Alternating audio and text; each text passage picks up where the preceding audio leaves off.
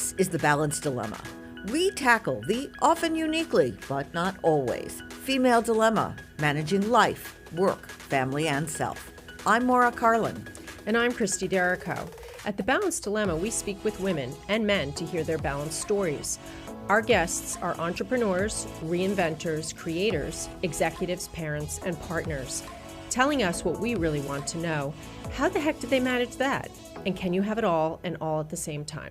This is part 2 of our talk with expert Lisa Schuman on building your family not the old-fashioned way. On this episode, we focus on surrogacy, what it is, when and how to choose a surrogate, as well as practical and legal considerations. Lisa's an expert in fertility, donor conception, and surrogacy, the founding director of the Center for Family Building, and the author of Building Your Family, The Complete Guide to Donor Conception. When New York State held hearings on legal compensation for surrogates, Lisa was the only therapist who testified to the New York State Judiciary Committee. So thank you for joining us again, Lisa. Oh, it's my pleasure. Let's start with, give us the ABCs on surrogacy. Okay, so surrogacy has been around, obviously, from the beginning of time. And many states had very good surrogacy laws, as we had discussed in the previous episode. New York has just recently, in the last couple of years, legalized compensated surrogacy. So that what that means is compensated surrogacy is different than uncompensated surrogacy. You were always allowed to, let's say, use a friend or a relative as a surrogate as long as you weren't compensating them. And being a surrogate is carrying somebody else's Embryo, child. right. Embryo. So you have an embryo from someone else. It can be from a partner, two partners, two people who are together. It can be from a donor egg and donor sperm or any combination, but not from the woman who's carrying, not from her eggs. Yes, but it's basically using someone else to carry the embryo to term. Right. And just to clarify, since this is a continuation, we did address earlier, it's not common and probably impermissible to have a host surrogacy where it's a woman's egg and the donor sperm. You have to be a complete embryo unrelated. Right. Okay. We really don't want to see that. And that is episode 80 for anyone who's interested.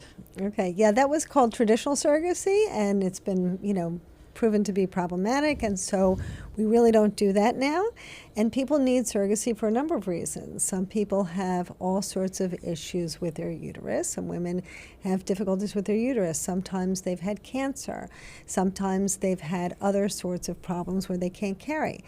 I've also seen people with emotional difficulties who, let's say, are on medication, or maybe medical difficulties where they're on medication, and it wouldn't be advisable for them to go off the medication, so it's better for them to stay on the medication and have someone else carry their pregnancy.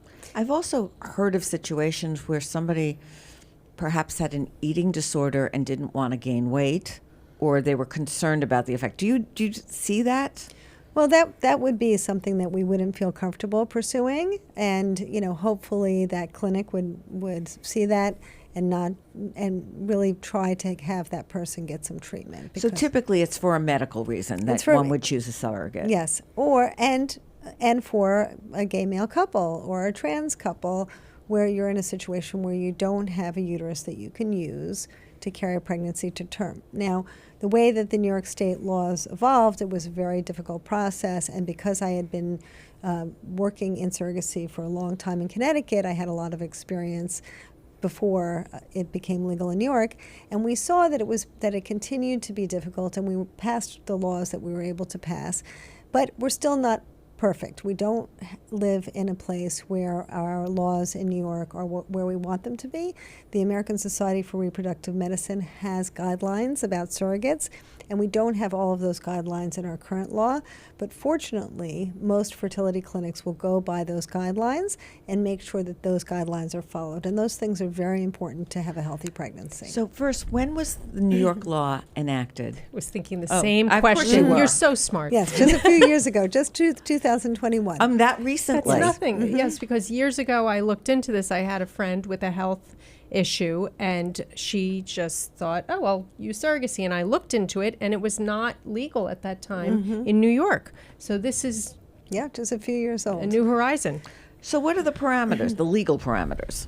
So we really want it's. There's a very long list of parameters, but what we really want to look at is to make sure that that person has the healthiest journey possible. That's really what everybody wants. That person right? being the surrogate. The surrogate, and that the intended parents have a good environment for their embryos. Sometimes they don't have many embryos, and they really want to make sure that this is going to work. So, for example, we want to make sure that this person is in it for the right reasons, that she has altruistic motives. Yes, she will be compensated, but we want to make sure she has altruistic motives. So if she is collecting Social Security or welfare, we really don't want someone who's living through financial strain.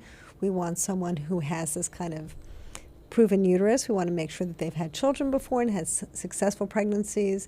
We want to make sure that they haven't suffered with postpartum depression and or postpartum anxiety that hasn't been treated. If they've had any significant trauma in their life, we want to make sure that this is not going to reactivate that and that they're treated. So we have a long laundry list of things, including BMI and